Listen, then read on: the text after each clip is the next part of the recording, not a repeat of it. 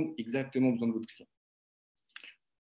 Suivi, proactivité, réactivité. Aujourd'hui, on ne peut plus vendre une solution et rappeler le client 6 mois plus tard pour savoir comment ça va. On doit vraiment l'accompagner main dans la main. Donc, pareil, donc un suivi, c'est depuis l'onboarding, pareil dans le rétro-planning, on onboard, donc on close, on onboard, et ensuite, on continue à faire des points réguliers, savoir si tout va bien, et on continue justement à fidéliser, à faire du renew, à faire de l'upsell et du cross-sell. Mais en réalité, qu'est-ce qu'on fait? On fait une vente pérenne.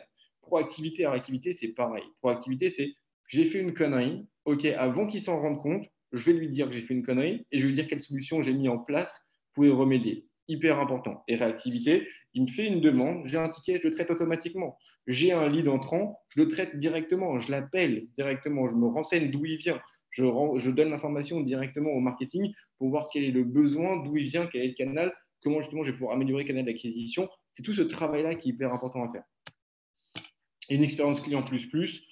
Encore une fois, le client est roi. On verra tout à l'heure à quelles conditions justement on peut le donner ce titre.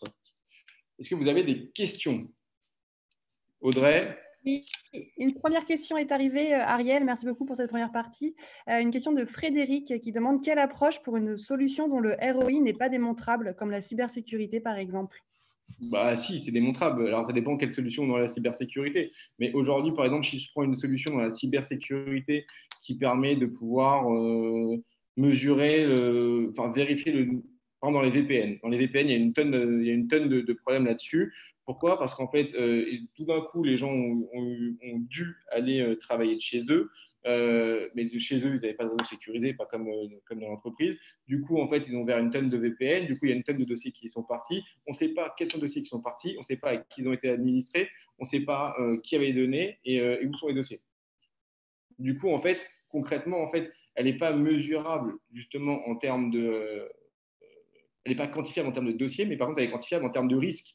Aujourd'hui, si vous avez tel type de document qui est sorti ou qui est parti, qui arrive dans telle main, donc qui sont généralement des mains qui sont plutôt malfaisantes, hein, voilà combien ça peut vous coûter, voilà quel impact ça peut avoir sur votre société. L'objectif, encore une fois, il est dans la visibilité, donner de la visibilité à son client. Alors, la cybersécurité, c'est une vente qui s'apprête beaucoup à la peur. C'est un peu comme l'assurance. S'il se passe ça, voilà ce qui va se passer pour vous. Du coup, votre assurance vous protège contre ça. La cybersécurité, c'est pareil. C'est-à-dire, aujourd'hui, vous avez 5000 collaborateurs qui travaillent de chez eux. S'il y a un hacker qui vient se connecter à n'importe quel objet connecté du directeur marketing en sachant exactement où il habite, parce qu'aujourd'hui, on peut croiser les données en sachant sur LinkedIn qui c'est le mec, sur le page jaune où est-ce qu'il habite, on va directement hacker sa box ou n'importe quel truc. On récupère directement l'information sur son ordinateur. On va donner l'entreprise. Un directeur marketing a accès à l'ensemble des données de l'entreprise. Comment vous faites? Tu vois, en fait, la réponse, elle est quantifiable dans l'action. L'objectif, c'est de pouvoir lui donner la visibilité dans le worst case, dans le pire des cas, qu'est-ce qui va se passer pour lui et comment ensuite, toi, ta solution, c'est y répondre. Voilà. Après, dans d'autres solutions, on arrive à le quantifier d'un point de vue mesurable. C'est-à-dire, par exemple, dans une boîte, dans les RH, par exemple, telle personne, quand tu prends un sales, alors un sales qui coûte tant, qui n'est pas rentable au bout de tant de temps, voilà combien il va te coûter. En plus de ça, combien de temps tu as dépensé pour pouvoir justement le former? Combien tu coûtes au mois? Du coup, rapporter au nombre de temps que tu l'as formé, voilà combien ça coûte en plus. En fait, c'est une technique de spin selling. Voilà, et derrière, par rapport à ça, voilà combien ça t'a coûté. Voilà ma solution, combien elle coûte. Du coup, tu as économisé de temps. On dit le quand. L'objectif, elle est vraiment là. Est-ce que j'ai répondu à la question, Frédéric? Frédéric, n'hésite pas à nous envoyer un petit pouce si on a bien répondu à ta question. J'en profite pour passer à la deuxième question de Guillaume. Ariel, considères-tu que les temps de crise sont favorables pour remplacer des solutions concurrentes chez les clients? Et si oui, sur quel levier peut-on s'appuyer? C'est très marrant parce que c'est le business case qu'on verra tout à l'heure avec Sheffing. Ah bah parfait. Très bonne transition. Tu peux donc continuer ta présentation. C'est tout? Il y en a d'autres ou pas? Non, il n'y a pas d'autres questions pour le moment. C'est Frédéric, j'ai répondu à ta question? Frédéric. Je pense que ça pour un oui, Fred. Merci Ariel. Je pense que c'était une réponse très claire. You're welcome. Donc, cool, on continue. Donc, les 3 clés pour adapter votre offre au marché. que je disais tout à l'heure, c'est qu'en fait, depuis le gel depuis le gel des budgets, votre solution n'a plus passé en nice to have. Et en fait, au fur et à mesure, elle peut remonter en must-have, puisqu'en fait, ils ont dû gérer la crise. Il y avait des sujets bien plus importants que la solution qui permet de prendre un café entre collaborateurs. Mais justement, les solutions de cybersécurité étaient le must-have incontournable. Alors qu'avant, par exemple, ça pouvait être un nice-to-have. Mais vu que la crise les a poussés justement à travailler de chez eux et qui ne sont pas prêts de revenir avant entre septembre et janvier, c'est des solutions qui deviennent des must-have. Donc, comment justement je transforme une solution qui est devenue nice to have en must-have? On va voir. Donc, le client, comme je disais tout à l'heure, n'est plus que jamais roi. Et il le sait. Et c'est peut-être ça le problème. Le client, c'est aussi vous. Hein. D'accord? Il ne faut pas l'oublier. Hein. Le client, c'est aussi vous. Vous êtes le client pour quelqu'un. D'accord? Donc, c'est bien aussi de pouvoir faire une projection de qu'est-ce que vous aimeriez qu'on vous fasse ou comment vous aimeriez qu'on vous aborde, ou quels sont les arguments qui vous touchent pour ensuite les modéliser et les dupliquer vers justement vos cibles. Oui, mais à certaines conditions. Quelles sont ces conditions-là? Moi, j'aime bien l'offre all-inclusive. Déjà, ça me fait penser aux vacances. Les vacances, c'est pas pour tout de suite. Mais all-inclusive, pourquoi c'est top? Pour plusieurs points. Déjà, une seule solution pour répondre à plusieurs besoins au sein de l'entreprise. En fait, on s'est rendu compte que, souvent, la même solution pouvait répondre à des besoins différents sur différents départements au sein de la boîte. Un exemple tout bête, des solutions comme par exemple HubSpot. HubSpot peut répondre aussi bien à des besoins au niveau du market qu'au niveau du sales. C'est tout con, mais ça évite déjà de prendre deux softs. Et il y a d'autres solutions qui permettent de répondre encore à beaucoup plus de besoins que ça. Par exemple, j'ai découvert une solution qui s'appelle Wikiplus. Wikiplus, donc en gros, ça permet de pouvoir récupérer une tonne de données par rapport notamment à des demandes récurrentes dans une boîte et de pouvoir trouver tout seul la solution et d'enrichir cette justement information au fur et à mesure. Et en fait, ça devient en fait un bot à la fin. Cette solution-là, elle répond en fait aux besoins de tous les salariés, de tous les départements. Et qui plus est, elle fait gagner un temps fou à tout le monde. Et donc, du coup, l'objectif est de pouvoir dire, cette solution peut répondre aux besoins de tout le monde. Donc, le ROI, il est énorme. Qui plus est, en fait, vu qu'il y a un nombre d'utilisateurs qui est croissant, elle vous coûte que dalle par rapport au nombre d'utilisateurs qui vont l'utiliser. On n'est plus sur l'avance de trésor. En fait, on arrête de demander des prépaiements ou des facilités de paiement. Par contre, on n'est plus sur de la facilité de paiement ou des coûts qui sont 100% prédictibles. Ce que je vous ai dit tout à l'heure, c'est quoi? C'est aujourd'hui, le client doit savoir combien ça va le coûter à la fin du mois au centime près. Et il peut savoir, en fait, il peut le prévisionner. D'accord? Et en fait, cette information-là, elle est importante parce que avant, on pouvait demander des prépaiements, on pouvait demander plein de trucs, et ça pouvait justement avoir une friction et donc du coup augmenter le cycle de vente. Aujourd'hui, justement, on est tellement sûr de notre solution, elle est tellement plug and play qu'on peut justement dire, OK, tu sais quoi, voilà la solution à quoi elle sert, voilà comment justement on va la mettre chez toi, voilà comment c'est facile de la mettre chez toi, et en plus ça, tu n'as rien à débourser tant que tu ne l'as pas utilisé. Et tu peux la déployer quand tu veux. Ça va nous permettre de pouvoir faciliter le paiement, d'accord? Avec notamment du CEPA. C'est-à-dire que maintenant que c'est prédictible et qu'il n'y a plus de coûts cachés, on va pouvoir faire des prélèvements à la source directement. 30 jours, fin de mois, la facture est envoyée, on prélève. Et en fait, on vous notifie en amont combien ça va vous coûter. Et ça, c'est très important parce qu'en fait, encore une fois, ça vous permet à vous d'avoir plus de trésor. Surtout qu'on sait que de plus en plus, depuis le début, enfin la fin du confinement, tout le début du confinement, des factures qui ont été payées avec des retards qui sont considérables. Une solution qui doit être comprendre, qui est simple à comprendre et facile à acheter. Ça veut dire qu'en gros, vous devez savoir, en fait, il faut que dès que la personne arrive sur le site, elle comprenne directement à quoi ça sert. Et ça, la meilleure solution, vous la faites tester à un gosse de 5 piges ou à votre grand-mère qui va vous dire oui, je comprends à quoi ça sert ou non, je ne comprends pas à quoi ça sert. Si c'est trop technique, s'il y a trop de mots, si c'est un truc où pour comprendre le prix, ça va à droite à gauche, il faut faire ses propres calculs, c'est un peu pareil que lorsque justement vous essayez d'embaucher un sales et que vous lui présentez une grille de REM où en fait tu ne comprends pas très bien ta REM. Et en fait, tu te dis c'est un peu chelou. Quoi. Tu te dis, il y a anguille sous roche, je ne suis pas sûr d'y aller. Ben, c'est pareil pour votre solution. Si je ne comprends pas comment ça va me coûter, Maintenant que je sais qu'un euro est un euro, ben, je ne vais pas y aller, clairement. Je vais aller voir une solution qui peut être concurrente et qui, elle, je comprends tout de suite la proposition de valeur, tout de suite le prix et je sais exactement combien ça va me coûter à la fin du mois. Et encore une fois, je remets encore l'accent, vous allez me dire, ah, t'es relou avec tes customer care, mais c'est hyper important de créer ce lien, de créer ce cocon avec le client. D'ailleurs, ça a été dit en fait dès le début du confinement. Beaucoup de gens ont dit d'abord renouer avec vos clients, refidéliser, machin. Alors ouais, c'était bien une partie.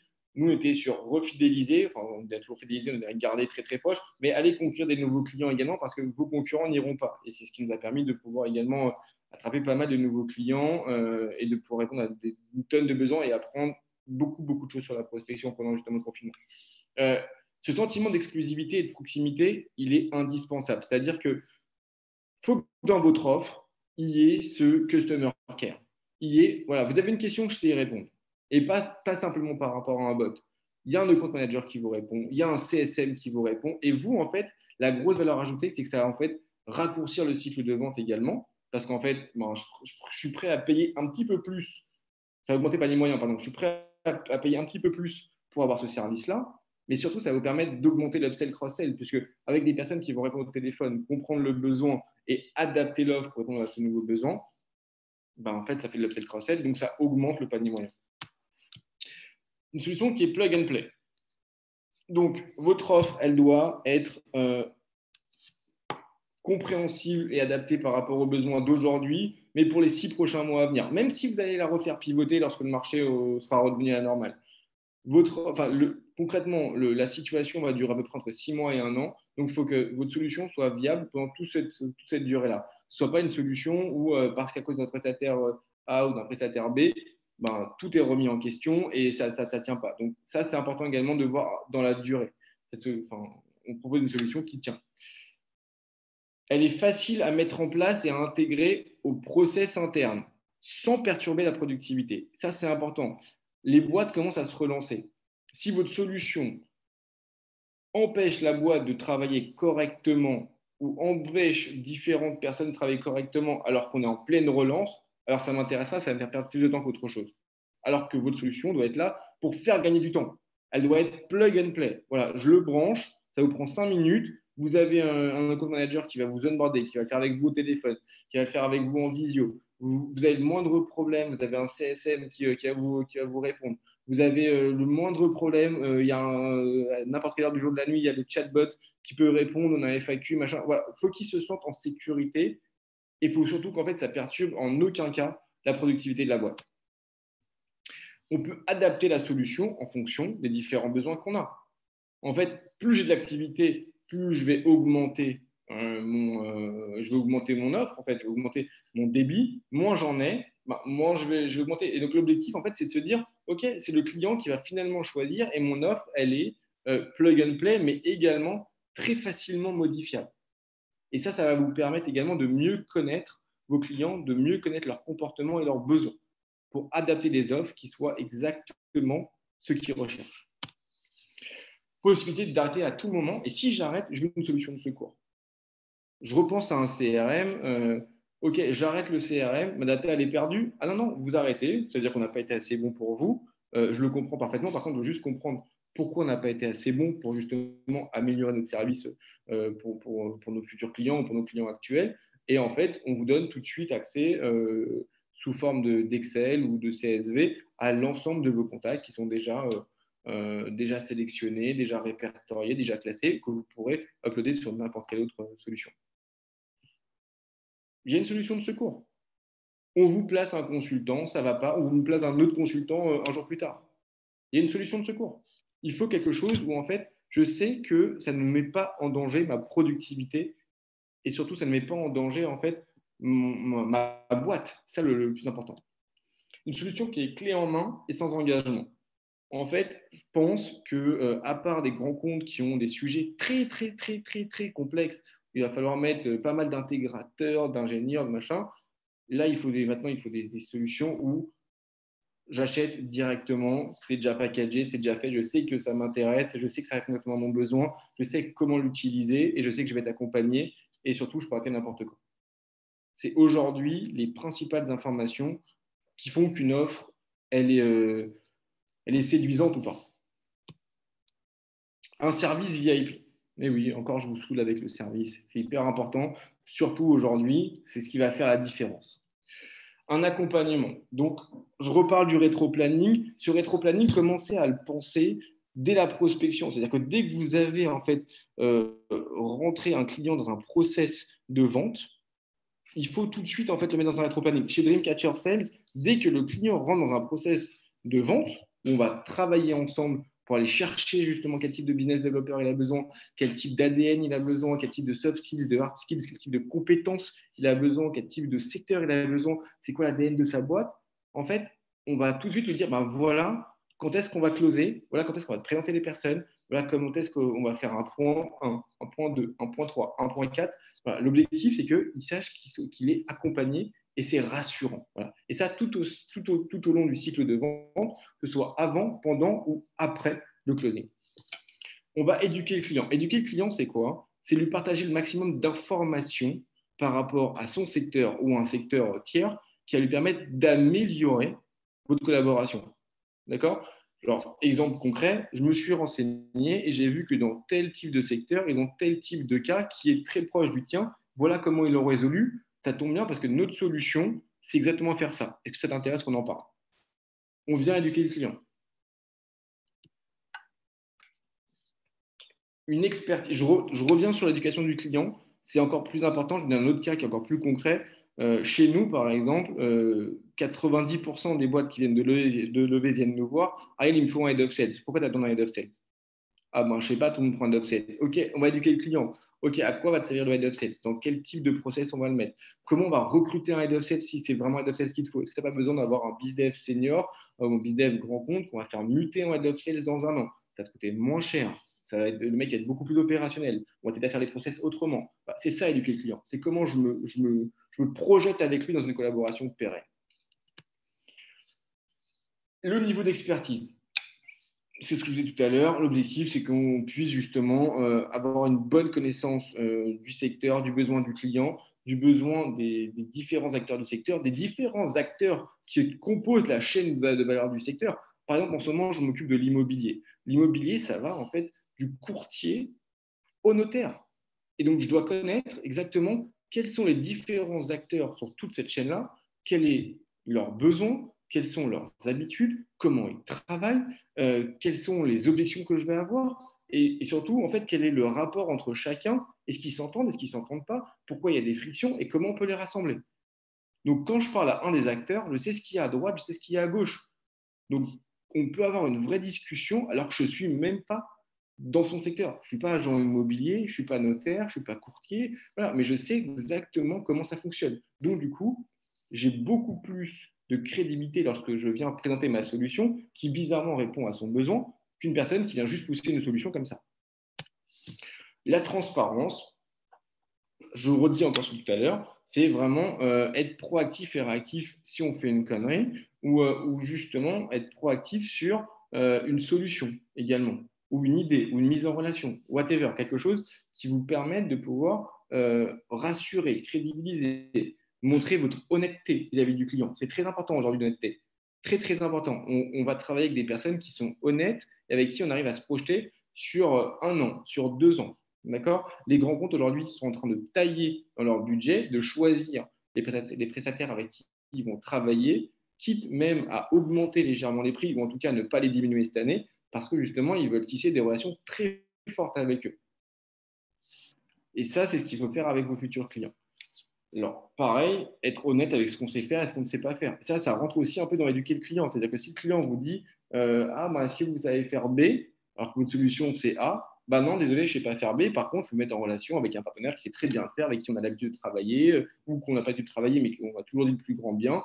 Voilà, l'objectif, c'est que vous soyez transparent et ça reviendra toujours vers vous parce que vous avez été honnête. Par contre, si vous vendez du bullshit, c'est sûr qu'à la fin, genre, vous ne pourrez pas avoir une relation pérenne et durable avec votre client, en tout cas pas de confiance. Les erreurs à éviter. Accepter de vendre à n'importe quel prix. Pourquoi? Ça dévalorise votre offre.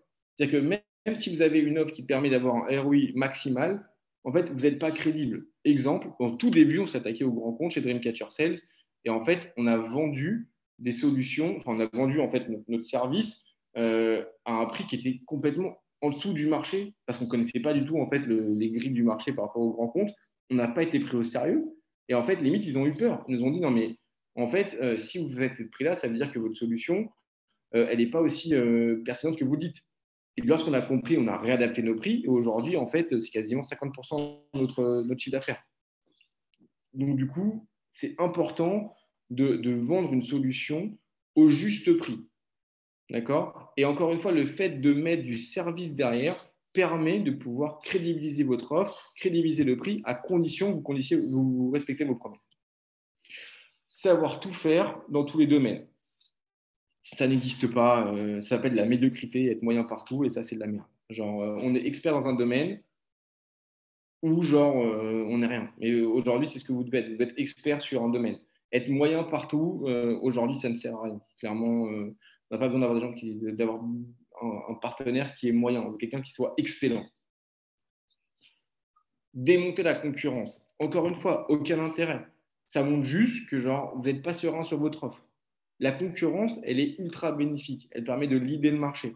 Elle permet de guider le marché. Elle permet de pouvoir également vous challenger vous-même et de pouvoir justement remettre en question votre solution, remettre en question votre stratégie de prospection et de pouvoir justement derrière être serein par rapport à votre solution, par rapport aux besoins de votre futur client.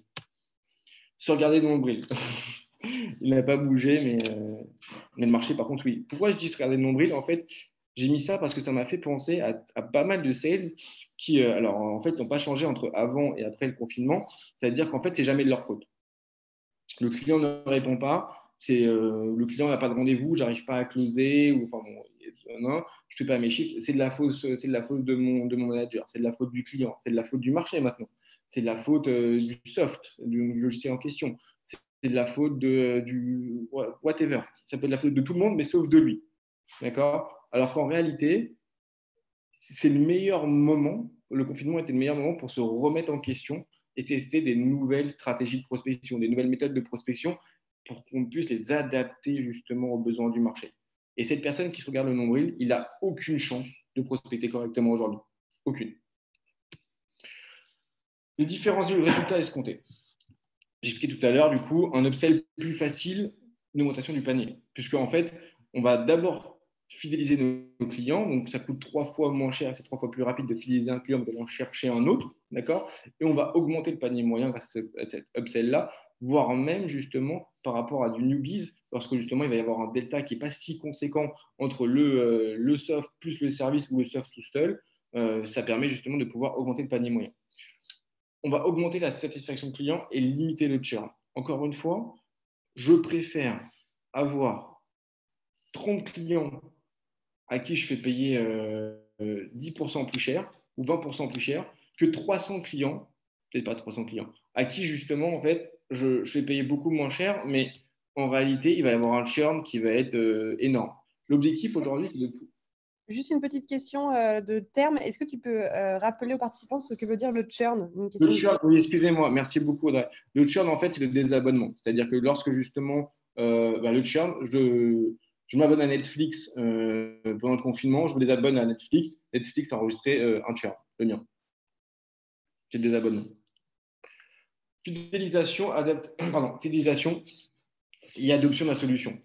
L'objectif, en fait, et c'est tout l'intérêt également de le compte management derrière et tout ce que j'appelle moi le back, c'est-à-dire toutes les personnes qui vont gérer les comptes qui ont déjà été closés et qui vont continuer à chasser au sein de ces comptes-là. Donc, ça va être toute une évangélisation au sein de ces mêmes comptes-là, c'est-à-dire comment justement je vais resserrer le lien, comment je vais aller voir des nouveaux besoins, comment je vais demander des mises en relation en interne pour pouvoir justement aller présenter ma nouvelle solution, présenter les résultats qu'on a eu avec tel service, commencer justement à créer des relations qui vont être pérennes et dans la durée, ce qui va vous permettre dans un troisième temps d'aller négocier des contrats cadres directement avec les achats qui vont vous négocier à peu près 8% de rabais à la fin de l'année, mais ça vous permettra de pouvoir avoir une évangélisation sur l'ensemble du compte. Le plus important, améliorer le ciblage et nicher. Si vous voulez monter en expertise, il va falloir savoir qui sont exactement vos clients. Et faites attention parce que vos clients d'hier ne sont peut-être pas vos clients d'aujourd'hui et pas ceux de demain. Potentiellement, votre solution peut répondre plus à un autre secteur aujourd'hui qu'hier. D'accord? Donc, vérifiez si vraiment votre solution répond bien au même client.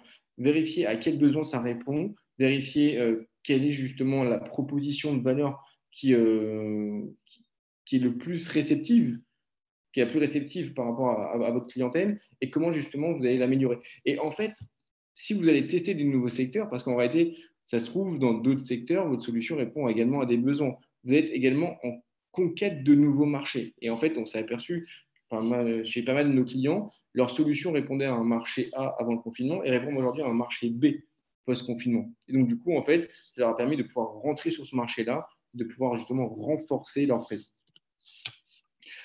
Raccourcir le cycle de décision. Encore une fois, vous arrivez avec une projection d'un ROI. C'est pas pareil que je viens vous présenter une solution. Si je vous dis bonjour, je viens vous présenter une solution qui va vous faire gagner X euros par mois, ou vous faire économiser X temps par mois, donc du coup, ça va vous faire économiser X euros. Versus, bonjour, j'ai une solution qui vous permet de mettre en relation des collaborateurs entre eux. Ok, c'est plus pareil en fait. Et en fait, cette démarche-là permet de raccourcir le cycle de vente en réalité parce que ça permet à votre interlocuteur d'avoir une projection financière et une projection par rapport à une éventuelle collaboration qui doit être pérenne et sécurisée parce que justement, il y a cet accompagnement derrière. Et moi, c'est un de mes gros combats, c'est abolir la personnalisation. La personnalisation prend du temps, elle est mal vendue parce que normalement, elle est vendue au forfait. Elle est sous-vendue et elle est mal adaptée également parce que généralement, elle prend toujours beaucoup plus de temps à être intégrée chez les clients parce que en face, il n'y a pas forcément le même temps pour pouvoir réceptionner, aménager, tout ça. Donc, du coup, elle coûte très cher à la boîte. Aujourd'hui, elle doit être abolie, selon moi, dans pas mal de cas et pour pas mal de solutions. Et c'est ce qui va vous permettre également de pouvoir encore mieux cibler votre target, encore mieux cibler qui sont justement vos vrais clients et quel est leur besoin, pour justement qu'ils puissent prendre une solution clé en main et qui ne vous fasse pas perdre du temps à aller adapter votre solution avec X nouvelles features, parce que ça se trouve, ce n'est pas votre solution. Ou sinon, allez chercher un autre partenaire avec qui justement vous allez collaborer, faites des API et vendez tout ça. Le cas chez Philips. Oui, pardon. On peut dire là-dessus qui demande si vous conseillez de standardiser leur offre. Ouais, bien sûr. Moi, je suis à fond. En fait, il faut standardiser l'offre. Le but, c'est de standardiser une offre et de mettre autour ce que j'appelle, moi, des offres complémentaires ou satellitaires. C'est-à-dire, voilà, il y a une offre de départ. C'est un peu le même modèle que le freemium. Ok, tu veux envoyer 5 mails par mois, c'est free, je m'en fous. Genre, non. Par contre, genre, tu veux en faire ton outil de travail, c'est plus pareil. C'est-à-dire que là, tu vas devoir. Le freemium permet de rentrer sur ton ordinateur et en fait, tu vas commencer à t'y habituer. D'accord? Et puis, bizarrement, en fait, il y a un market qui est derrière qui va te faire découvrir aussi des nouvelles fonctionnalités qui, bizarrement, répondent à tes besoins et que tu vas commencer à utiliser et que tu vas commencer à apprécier. Ce qui va te permettre de pouvoir passer d'une offre A à une offre B, puis une offre C, puis une offre D. Donc, oui, on standardise le produit, donc c'est du SaaS, hein, et derrière, on met effectivement des offres complémentaires qui peuvent répondre soit en fait à des besoins additionnels que peut avoir ce même client, soit à des besoins que peuvent avoir d'autres clients. Ça veut dire qu'en fait, cette même solution peut répondre à des besoins différents dans des secteurs différents. Est-ce que vous m'avez compris ou pas? Oui, Cool, c'est tout. super. Il y a plein de questions qui tombent, Ariel. C'est juste après Chefing. Alors, je fais Chefing en 2-2 et je vous explique après, c'est les questions. Donc, Chefing en 2-2. Chefing, en gros, tout le monde connaît Chefing, à mon avis, depuis que Thomas de Bensman s'est fait cartonner sur les réseaux. En gros, Chefing, ils ont ubérisé le traiteur. Manque de bol, confinement, impossible de faire des événements, impossible de louer des salles et de rassembler plus de 100 personnes. Du coup, en fait, les gars ont créé une offre éphémère sans toucher au cœur même de la solution. C'est-à-dire qu'en fait, ils ont dit quoi? Ils ont dit, au lieu de faire un événement avec 100 personnes, on va faire 100 événements avec une personne.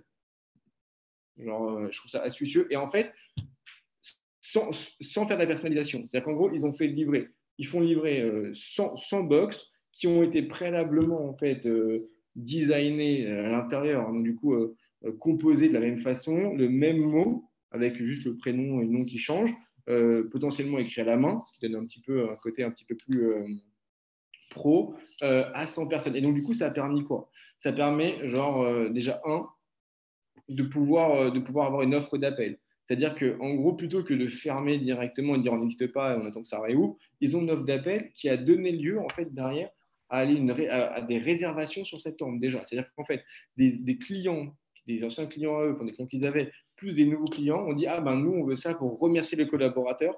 En gros, leur strat, c'est de dire ok, remerciez vos collaborateurs d'avoir été aussi impliqués pendant le confinement et garder contact avec eux pendant qu'ils sont chez eux, quoi, et continuer à avoir des moments entre vous. Je crois même qu'il a été jusqu'à faire des Zoom parties, genre créer une Zoom partie entre vos collaborateurs et faites livrer genre des packs. Genre, ça a cartonné.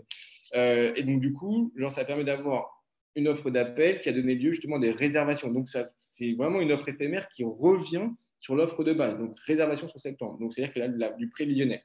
Maintien d'activité et donc, du coup, renforcement du lien avec les collaborateurs en interne, mais également avec les partenaires avec qui ils travaillent, parce qu'il fait travailler ses partenaires. Donc, du coup, en fait, ça permet de renforcer le lien avec, d'accord c'est hyper important. Et en termes de ratio, ça fait quoi Je l'ai hier au téléphone, ça fait 10 nouveaux clients par semaine à peu près, qui sont prêts à changer de prestataire. Donc, c'est-à-dire qu'avant, ils avaient un autre prestataire, et aujourd'hui, c'est des nouveaux clients.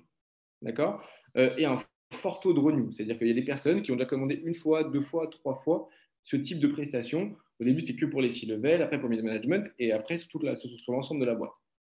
Donc, en fait, avoir réadapté, réaménagé son offre sans bouleverser son business model, ça marche. Des questions? Oui, on a déjà plein de questions. Oh, Pour info, il reste 15 minutes, il te reste encore une partie, je pense. Donc, on va passer 5-6 minutes sur cette question-là et ensuite, on te redonnera la parole pour la nickel, présentation.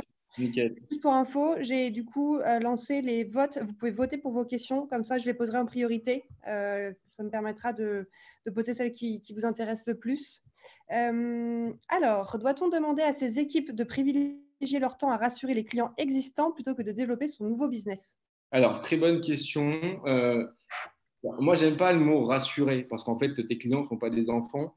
Je suis plutôt dans l'éducation du client. Donc, en fait, je suis plutôt dans fidéliser le client. C'est-à-dire qu'aujourd'hui, on va les rassurer pour dire que tu as encore envie, genre, et qu'en fait, le business continue à tourner et que ton outil de production, ta solution n'est pas tombée. Donc, du coup, en fait, tu vas continuer à travailler avec. Et ça tombe bien, on a même une offre complémentaire qui vous permettre à vous de gagner plus de temps, plus d'énergie et plus d'argent. D'accord? Donc voilà comment justement on va continuer à travailler ensemble et continuer à faire du profit ensemble. Donc ça, c'est la première chose. Mais bien évidemment que en même temps, j'ai envie de dire, il faut trouver des nouveaux clients. Pourquoi? Parce qu'en fait, ça va être cyclique sinon. C'est-à-dire que si on reste sur les mêmes clients, alors en réalité, genre, pour rattraper le chiffre d'affaires qu'on a perdu ces 2 derniers mois, ça va être très très long. Donc, on doit être aussi sur une logique de new business, mais avec justement ce qu'on verra tout à l'heure, une autre approche, une approche qui est beaucoup plus en soft selling, beaucoup plus experte, beaucoup plus quali. Merci Ariel. Plusieurs personnes me demandent s'ils auront accès à la présentation. Pour info, on va vous donner un petit questionnaire, Ouais. une enquête de satisfaction et ça vous permettra également d'avoir accès donc, Et à la présentation. je m'excuse vraiment là, je te l'avais dit Audrey, hein, genre, je parle trop parfois. Non, mais il n'y Mais a pas de genre, problème, c'est hyper intéressant. S'il y a des je questions. m'excuse d'avoir passé trop de temps là-dessus et après je vais essayer de tracer un peu plus, mais vous aurez l'ensemble des informations et on pourra rééchanger one by one si vous avez des questions avec grand plaisir parce que c'est hyper important. S'il y a des questions qui ne sont pas traitées, je mettrai automatiquement en relation. Avec plaisir. Une question de Magali. Que penses-tu des clients qui demandent des tests utilisateurs gratuits pour prendre leurs décisions? Par exemple, création de 10 comptes gratuits pour l'essayer et donc donner l'arbitrage aux équipes sur le go ou no go. Ben, en fait, ce que j'ai dit tout à l'heure, c'est-à-dire qu'en fait, on n'éduque pas le client comme ça et ça perd la valeur. En fait, on perd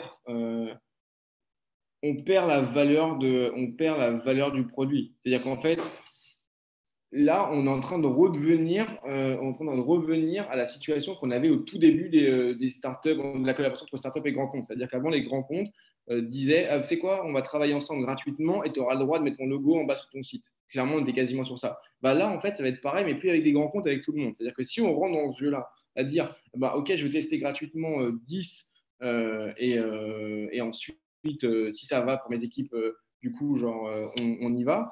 En fait, on n'éduque pas le client, c'est-à-dire qu'il va être toujours dans cette négociation. Il va dévaloriser, en fait, il n'aura pas la même perception de la valeur du produit que s'il la paye. C'est toujours pareil. Si demain, un exemple tout bête, si demain, genre, je te dis, Magali, OK, tu as un accès à la meilleure salle de sport de Paris et c'est gratuit. Ou tu as un accès à la meilleure salle de sport de Paris et ça te coûte 200 euros par mois. C'est quoi, je peux mettre un billet sur la table que tu iras beaucoup plus souvent au sport si tu payes 200 euros par mois. Donc là, c'est pareil avec le client. C'est-à-dire que quitte à lui dire, OK, moi, je veux travailler avec vous. Je veux que ce soit pérenne entre nous. Je veux absolument que genre, vos équipes adorent. Alors du coup, ce que je vous propose, c'est qu'au lieu de vous mettre la solution plus le service autour, on vous met le tout pour le prix de la solution la première année. Et ça va vous permettre d'avoir un accompagnement de l'ensemble de la boîte. Alors, on va mettre un rétro-planning ensemble, on va faire des réunions ensemble, on va avoir un vrai onboarding ensemble. Et là, c'est plus là, la valeur, elle est clairement perceptible. Est-ce que j'ai répondu à ta question, Magali? Magali, n'hésite pas à nous envoyer un pouce. Oui, merci, super réponse claire. Thanks. Ariel, je te propose de passer à la troisième partie. Je garde les Cool. questions en suspens. Il nous reste du temps à la fin. Ok, merci. Je vais faire vite. Les 3 clés, bam. Donc, du coup, à part si tu as du temps à perdre et que tu aimes prendre des portes, pense Kali pour tes calls et tes mails. Donc, du coup, on va parler du sniping. Le sniping, c'est quoi? C'est en gros l'inverse du spamming. D'accord? C'est qu'aujourd'hui, on n'est plus dans une logique de j'envoie 3000 mails pour me prendre 2900 portes. D'accord? On est plutôt dans une logique de dire je vais appeler 30 mecs et sur les 30 mecs, je vais me faire 25 potes. Et les 5 autres, bah, en fait, ils ont le même besoin, mais dans 6 mois. Donc, du coup, en fait, on va les mettre dans une boucle et on les transformera dans 6 mois. Mais personne ne te déteste. Comment on fait? Donc, d'abord, on va vérifier si ton interlocuteur est un décisionnaire ou pas. Comment on fait ça? Très simple. En réalité, un décisionnaire, c'est quelqu'un qui gère un PNL. Donc, si on parle d'un grand compte, par exemple, on va aller voir soit du C-level, soit du middle management, soit du directeur de BU. Ensuite, on va vérifier justement sur LinkedIn combien de mecs il gère, combien de gars il est en dessous de lui. Et en fait, on va voir quel est son niveau de décision. En gros, si tu appelles un directeur marketing, ben, il a un pouvoir décisionnaire. Un directeur commercial, si tu n'en vois qu'un seul, il a également un pouvoir décisionnel. Si tu vois qu'il y a 30 directeurs innovation dans une boîte, dis-toi que peut-être qu'ils n'ont pas tous le même niveau de décision. Donc, qu'est-ce que tu dois taper? Ça, c'est très important. Parce que sinon, tu perds ton temps, en fait, concrètement. Vérifier s'il y a un besoin et s'il est qualifié ce besoin-là. Donc, ce que j'appelle, moi, une place, ce que j'appelle une place, on va parler de la place du village un peu, c'est sur la place du village qu'on peut savoir s'il y a des besoins ou pas. En fait, allez là où vos clients vont lorsqu'ils ont ce besoin-là. D'accord? Exemple concret, si demain je veux savoir, si demain je veux prospecter des CEO de start-up, ok, j'ai 2 solutions. Soit je vais éditer tous les jours en fait toutes les boîtes qui se créent et je vais call comme un abruti 300 000 mecs pour savoir s'ils ont des clients, s'ils ont des besoins de sales. Soit en fait je vais directement sur des job boards spécialisés sur les startups, identifier des boîtes qui recherchent des sales avec un niveau de salaire qui est compris entre X et X, peu importe, en CDI. Et ensuite je vais aller cross-dater sur LinkedIn qui est cette personne-là pour ensuite voir par rapport à cette personne-là si effectivement c'est la bonne personne et si des connexions avec pour vérifier si effectivement ils sont bien en train de recruter et s'ils peuvent mettre en relation avec, par exemple. D'accord? Et s'il n'y a pas de place de village, alors je la crée. Je crée une place de village où en fait l'ensemble des personnes qui vont avoir ce besoin-là vont se retrouver et moi je serai là au milieu pour pouvoir dealer avec eux. Compréhension des enjeux du prospect. Pareil, trois types de besoins, gain de temps, gain d'énergie, gain d'argent. On le verra après. Un pitch personnalisé. Ça, c'est hyper important. En fait, chaque interlocuteur a ses propres besoins. D'accord? Donc, du coup, en fait, si vous attaquez un compte par différents prismes, adaptez votre pitch par rapport à la personne que vous allez appeler. Parce qu'en fait, il n'a pas le même besoin que l'autre. Par exemple, si demain, je pitch un directeur commercial, ça va être comment tu vas atteindre tes objectifs justement commerciaux, même avec ce qui s'est passé pendant le Covid. Okay, comment tu vas faire pour le faire? Grâce à tel type de personne qui a déjà tel type de qualité, tel type de réseau, tel type d'expérience, on va pouvoir réussir à le faire ensemble. Si derrière, je vais voir des RH, je vais leur dire combien de temps vous passez à aller recruter un sales. Ok, est-ce que vous êtes sûr que c'est le bon sales? Est-ce que vous savez combien ça vous coûte si c'est le mauvais sales? Est-ce que vous ne préférez pas avoir le bon sales dans 15 jours que je vous présente, qui correspond exactement à votre fiche de poste? Pareil, si je vais voir un CEO, je vais dire, OK, comment tu vas faire pour scaler cette année, alors que genre, tu viens de te prendre 2 mois dans la tête? Est-ce que tu crois que tes investisseurs ils vont être contents parce que tu vas relancer les chiffres de l'année, même si tu vas me dire qu'il y a le Covid derrière? Est-ce que ça te dit qu'on justement ensemble réfléchir à le design d'une force commerciale pour justement t'assurer de pouvoir leur présenter des chiffres qui sont honorables, qui vont permettre de pouvoir justement garder ta valorisation, ne pas te diluer et permettre de faire ta série B. C'est pas du tout les mêmes approches, c'est pas du tout les mêmes besoins, c'est pas du tout le même pitch. Hyper important de prendre ça en compte. Et ça, le préparer avant même de cause. Expertise sur le sujet, préparation des business cases, c'est toujours plus crédible lorsque je viens en vous disant je travaille déjà avec tel type de personnes, tel type de société qui fait exactement comme vous, qui a tel type de business case qui est exactement le même que le vôtre, le même type de besoin que vous. Voilà comment on l'a réalisé, voilà quel est le ROI qu'on a aujourd'hui, voilà combien de temps on a réussi à la faire gagner aujourd'hui, voilà combien de chiffres d'affaires est réalisé aujourd'hui grâce à nous. C'est toujours plus crédibilisant. Et ensuite, projection du ROI. Toujours projection du ROI. Trouver en amont la projection du ROI, puisqu'en fait, tout le monde est prêt à signer lorsque justement on lui annonce un chiffre et un prix, et surtout une économie, un gain. Qu'est-ce qu'il faut faire avant de coller le mail? Avant de coller le mail, d'accord? Donc, c'est tout un travail. Je vous dis, la prospection, aujourd'hui, elle doit être vue comme de l'orfèvrerie. C'est très, très important de prendre ça en compte parce que le lead que vous aviez avant, il coûte beaucoup plus cher aujourd'hui. On va identifier le terrain de chasse, que j'ai dit tout à l'heure. Du coup, c'est la place du village. On va identifier les interlocuteurs, du coup, donc sur les différents réseaux qu'il peut y avoir, et on va voir quelle est leur place, leur fonction, leur sujet à travers LinkedIn notamment. D'accord? Qu'est-ce qui est en ce moment leur préoccupation? D'accord? Et ça va nous permettre de pouvoir créer justement un sujet en amont pour pouvoir l'approcher. Vérifier l'intensité du besoin. D'accord? Donc, si on voit que justement, en fonction des différents postes qu'il a, des différentes connexions qu'il a, en fonction des différentes interactions qu'il a pu avoir, on peut voir justement quel est le sujet de prédilection et si c'est une intensité du besoin ou pas. Ensuite, on va mapper à la cible. En fait, avant, on disait mapper le compte. Donc, quand je veux taper un compte, je mappe le compte, qui sont les différents dirigeants. Maintenant, je sais qui je dois m'adresser. Je vais voir qui est tout le réseau autour et comment je vais faire pour pouvoir justement rentrer en contact avec d'une ou d'une autre manière, qu'il soit, mais toujours le plus propre possible. D'accord? Et toujours avec, bien évidemment, une vraie valeur ajoutée. Donc, on prend de l'info et on demande, le mieux, c'est de demander des intros, d'où l'intérêt d'avoir un réseau qui est de très forte qualité. Et ensuite, on prépare une approche en consultative selling. Donc, consultative selling, c'est vraiment du soft selling. C'est-à-dire qu'on doit amener une proposition de valeur. On doit demander une expertise. On doit avoir cette écoute active. On doit justement bien comprendre le besoin, comprendre l'impact qu'il va avoir sur le marché, l'impact qu'il a dans sa société aujourd'hui et comment justement on va se projeter ensemble demain. Et ça, c'est indispensable. Et ensuite, on call ou on envoie un mail. Pareil, lorsqu'on envoie un mail, on n'envoie pas 36 000 mails. Envoyer des mails qualifiés, ciblés, avec le plus de variables possible. Moi, je suis pour la personnalisation du mail. Nous, on ne fait pas de mass mailing, genre, j'y crois pas pour l'instant. Mais genre, faites des choses qui soient dignes de l'orfèvrerie. Vous devez vous faire remarquer par le détail. Ce que charge vos futurs clients, du coup, un gain de temps ou une économie de temps, d'énergie et ou d'argent. Ce que j'ai dit tout à l'heure. L'énergie, personne ne comprend ce principe-là. L'énergie, c'est la solution qui va vous permettre de dormir tranquille. C'est-à-dire que si tu sais que tu fais appel à à ma solution, alors mec, t'en fais pas, genre tu feras ton chiffre d'affaires à la fin de l'année. Et donc, du coup, tu peux dormir tranquillement. Et ça, c'est hyper important, surtout en ce moment. Alors, ensuite, comment on fait un ROI quantifiable? D'abord, on identifie le point de douleur. Donc, toujours par rapport à ces 3 points. C'est les 3 seuls leviers qui vous permettront d'avoir justement une approche pertinente.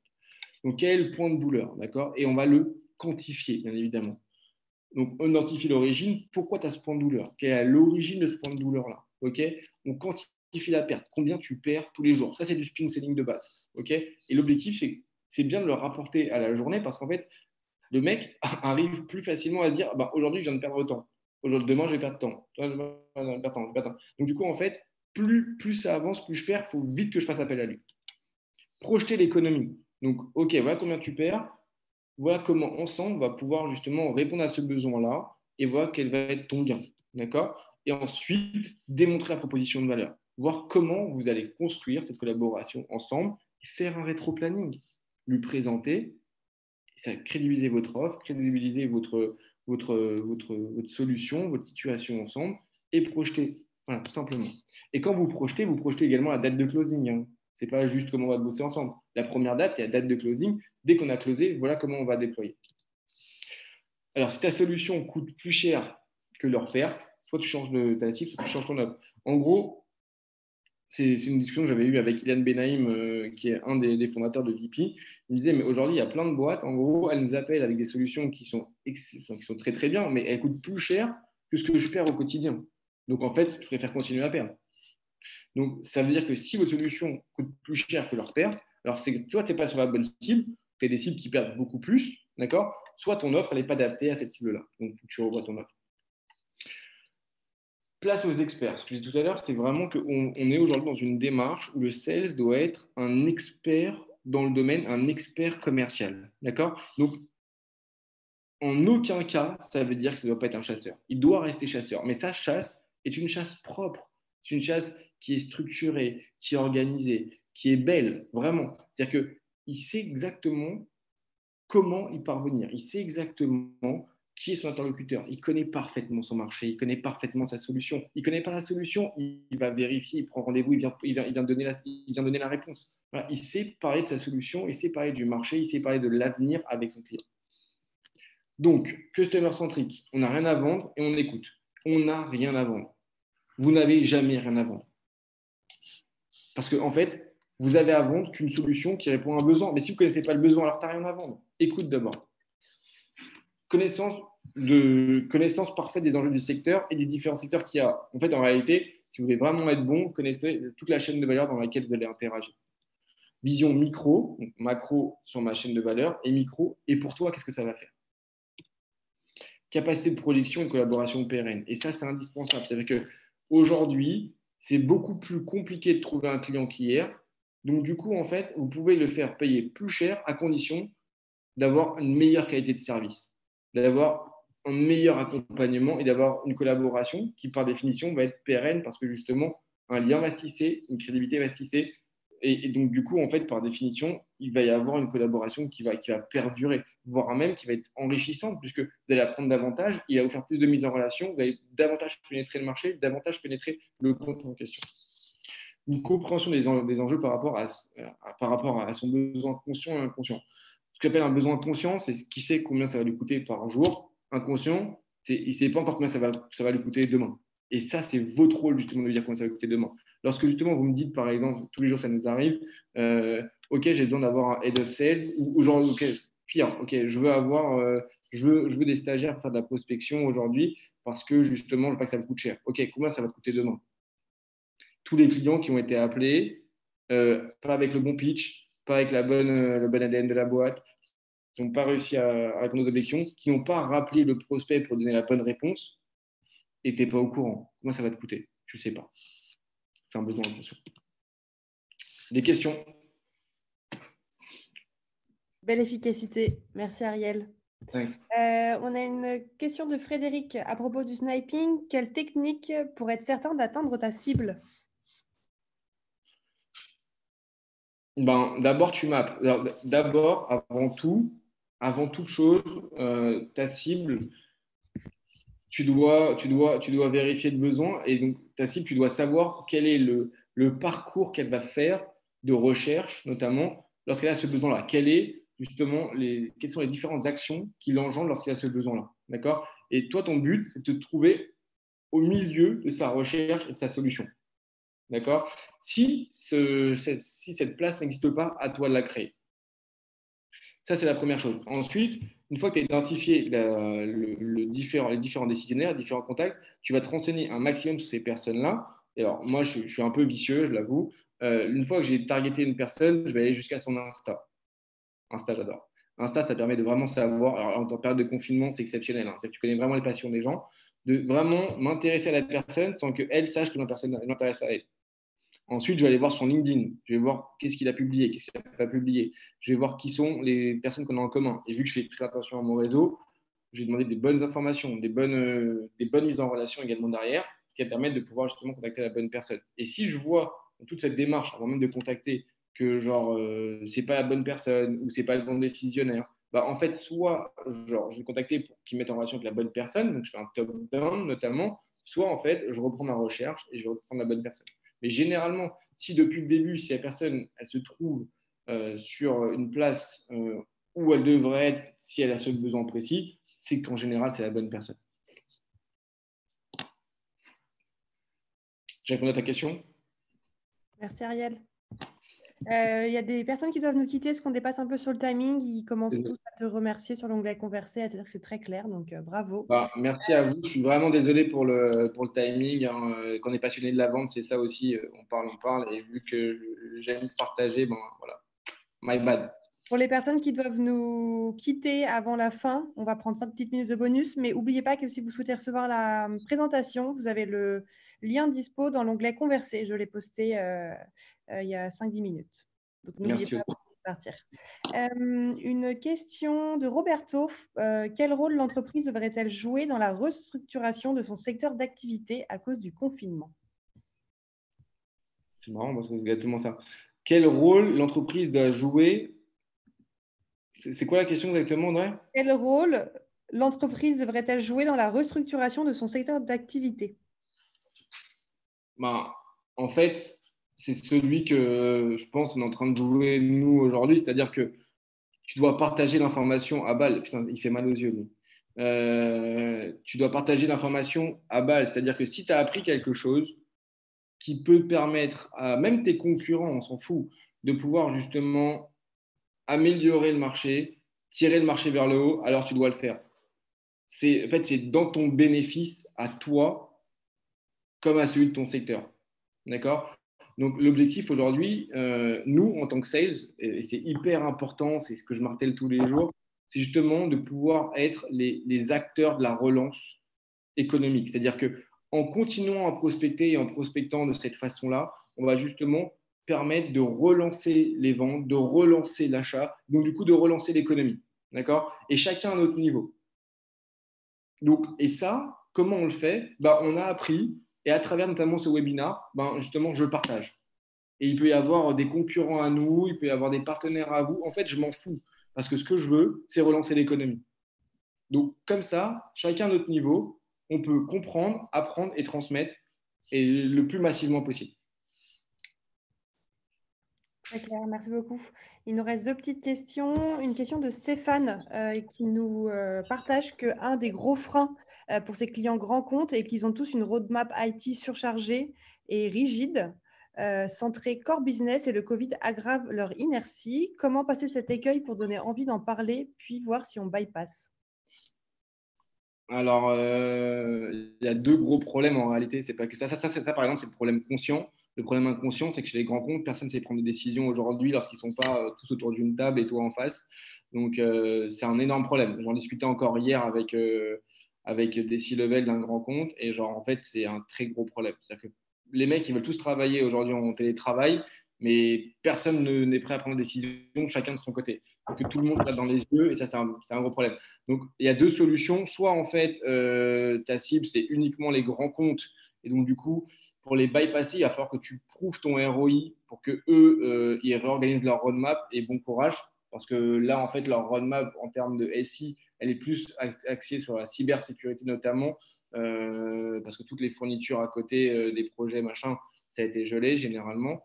Donc là, ça va être et sur comment collaborer justement, notamment chacun de chez soi. Et ce que je pense, ça va durer beaucoup plus longtemps. Et je pense qu'il y a pas mal de boîtes qui vont faire beaucoup de télétravail, qui vont mettre ça justement de plus en plus. Donc du coup, je pense, tu vois, pendant que je te parle, j'ai une idée. Je pense que faut que tu arrives à axer ta solution, je ne sais pas c'est quoi, mais on pourra en parler après si tu veux, sur justement leurs futurs besoins. Tu vois, par exemple, quand tu sais qu'une boîte comme PSA a dit, OK, ben nous, à horizon 2022, tout le monde en télétravail dans le monde. Tu vois, OK, quel impact ça va avoir sur la DSI? En quoi ta solution peut les aider à atteindre cet objectif-là d'ici 2022? Un SMIC pareil, d'accord? Lorsque tu vois qu'une boîte comme Total dit, OK, on va décarboniser d'ici 2050 toute la boîte. En quoi ta solution peut avoir un impact sur ADSI et comment tu arrives à le quantifier et à le projeter? Tu vois, c'est toute cette démarche héroïste qui va te permettre de pouvoir passer de nice to have à must have. Parce qu'aujourd'hui, si tu n'arrives pas à montrer ta proposition de valeur et si elle n'est pas assez forte, et ben en fait, les mecs, ils continuent leur roadmap parce qu'ils déjà, ils sont déjà à la bourre à la base. Donc là, autant dire que genre, faut vraiment montrer une proposition de valeur qui est très forte ou changer de cible, aller sur des boîtes qui sont peut-être pas peut-être pas justement des grands comptes, peut-être des PME ETI qui sont beaucoup plus nichés dans un secteur, peut-être dans la robotique, peut-être dans je sais pas, tu vois, dans des trucs qui sont très tech où ils vont avoir besoin de ta solution. J'espère que j'ai répondu à ta question. Merci beaucoup, Ariel. You're welcome. Je Il y avait suis en une dernière question. en même temps l'onglet conversé de personnes qui disent qu'il n'y a pas le lien pour télécharger la présentation sur le lien qui a été Non, envoyé. non, on va le mettre, on les envoie derrière après. La On les présentation. envoie derrière directement après. J'ai Vincent qui est en train de les envoyer en direct, apparemment. Voilà, bye bye, je suis désolé, c'est de ma faute, j'ai fini hier soir un peu tard et j'ai pas eu le temps de finir ça. Je suis Une désolé. dernière Ouais, question. Si l'offre est mensualisée avec sortie possible à tout moment, nos ouais. sociétés vont perdre la visibilité sur leur trésorerie. N'est-il pas plus raisonnable de proposer des abonnements de 6 mois renouvelables tacitement? Si tu peux.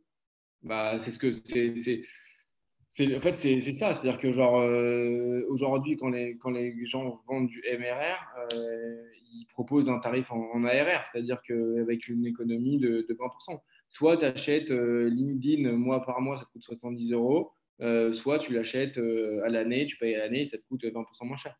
Donc, tu peux faire ça. Là, c'est sur une économie d'argent, mais encore une fois, avant d'en arriver là, est-ce que ta solution, elle est vraiment intéressante ou pas? Est-ce que aujourd'hui LinkedIn, c'est un no-brainer? Si tu n'as pas LinkedIn, tu peux rien faire. Donc tu payes, bien évidemment. Mais si demain, par exemple, il y a Viadeo qui vient te voir en te disant tu peux payer soit 50 euros par mois, soit 30 euros par mois si tu mets ça à l'année. Ni 50 ni 30 euros, mec. Ça ne m'intéresse pas. Tu vois, donc avant ça, je pense qu'il faut d'abord contacter les bonnes cibles avec la bonne proposition de valeur. Et si tu es sur une bonne proposition de valeur et que tu arrives à bien répondre à son besoin, en fait, il va aller sur de la RR tout de suite parce qu'en fait, son économie, il la voit tout de suite. Et c'est une économie financière. Mais d'abord, répondre aux besoins avant toute chose. Merci Ariel. Une dernière question cette fois-ci. Ouais. Pour de vrai, une question d'Olivier qui dit compte tenu des nouvelles règles de marché, si je propose des progiciels, dois-je m'adresser à un opérationnel ou au DG ou DAF? Tu as deux solutions. Tu fais soit du top-down, mais alors si tu fais du top-down, donc tu passes par le CEO, par le DG directement. Alors, si tu passes par le DG, il faut une proposition de valeur qui soit très très forte et que tu signes de ton sang. C'est-à-dire, si demain je devais contacter un DG, tu dirais voilà, si tu changes ta force commerciale avec des profils chasseurs de chez nous, je peux t'assurer que ta marge de 20 points. C'est une connerie ce que je dis, je n'irai jamais ça, c'est pas possible. Encore moins un grand compte. Mais genre, l'objectif, c'est qu'ils disent, et que tu lui dis derrière, quelle est la personne avec qui justement est en charge de ce sujet-là, afin que je puisse justement voir avec elle si ça peut être pertinent. Là, c'est un top-down, parce que lui, en fait, il y a toute en relation avec les personnes qui vont traiter justement ce besoin-là. Et si c'est un ordre qui vient du boss, généralement, tu arriveras. Sinon, tu passes par les opérationnels, ça s'appelle un bottom-up, donc tu vas d'en bas vers le haut. Et donc, eux, en fait, tu vas parler de leurs besoins conscients et inconscients, c'est-à-dire combien de fois tu répètes cette même tâche, combien de temps elle te prend. Voilà comment tu vas économiser du temps, de l'argent et de l'énergie grâce à ma solution. Mais le problème, c'est que ce n'est pas des décisionnaires. Ça veut dire qu'en fait, l'objectif, c'est que si tu fais les deux, tu vas te remonter, toute l'info va remonter au bout d'un moment. Généralement, ça dépend des comptes et de l'intensité du besoin. Ça met entre 4 et 6 mois sur le middle management où tu vas pouvoir dealer. Donc, il faut faire un peu les deux, en réalité. Top. Merci Mais beaucoup. là, par contre, dernière chose, là, il y a une grosse opportunité, c'est que genre, on peut contacter les DG directement, ils sont accessibles. Mais par contre, on ne peut pas dire de conneries. Tu as une seule balle, il faut être straight to the point. Donc, grosse proposition de valeur que tu signes de ton sang, sans dire de conneries. Si tu peux apporter un business case avec, c'est encore mieux. Est-ce que tu peux rappeler à Grégory ce qu'est le top-down? Top down, bien sûr, top down, donc c'est de haut vers le bas, donc tu vas sur le top level, donc du DG jusqu'au middle management. En fait, pourquoi? Parce que en fait, le DG, lui, il a la stratégie, il a exactement également tout le board. Il sait exactement qui gère quel type de questions. Donc, du coup, il va pouvoir justement te faire des mises en relation avec la bonne personne qui gère ce dossier-là. Et en fait, tu vas passer en top priorité parce que c'est un ordre du DG. Très Voilà. clair. On va clôturer là-dessus. Merci à tous en tout cas. Merci Audrey. Merci les nombreux villages qui nous ont suivis. J'espère que ça vous a intéressé. J'espère que je vous ai apporté des informations, des solutions, des réponses à vos questions.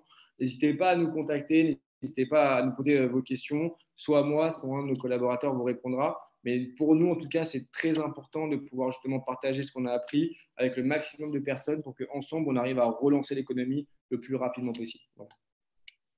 Très beau message de fin. Un Merci. grand merci pour